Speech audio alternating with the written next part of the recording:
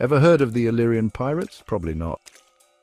These enigmatic seafarers have largely been overshadowed by their more famous counterparts like the Caribbean pirates, but their story is no less fascinating. I'm here to tell you these seafaring rebels are among history's most captivating enigmas. They were a force to be reckoned with, and their legacy still echoes through the annals of maritime history. Imagine the Adriatic Sea around 230 BCE, a time when the waters were both a lifeline and a battleground. The Illyrian pirates, led by the fierce Queen Tuta, ruled these waters with an iron fist. Her leadership was as formidable as the waves they sailed. But who were they, really? What drove them to the high seas? And how did they become such a formidable force?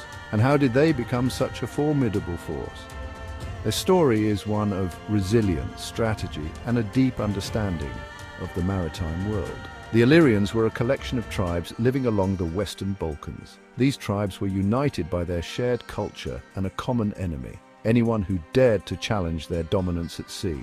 These weren't your average marauders. They were skilled navigators and fierce warriors with a deep knowledge of the sea and its many secrets. They had a sophisticated society with their own language, customs, and most notably, a powerful navy.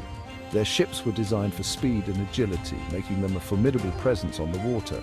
Queen Tuta, a name that still sends shivers down the spines of historians, took the throne around 231 BCE. Her reign was marked by both strategic brilliance and ruthless efficiency. Under her rule, the Illyrian fleets became notorious for their daring raids. They struck fear into the hearts of their enemies, and their reputation spread far and wide. They didn't just plunder for loot, they disrupted trade routes and held entire regions hostage. Their actions had far-reaching consequences affecting the economies and politics of the time.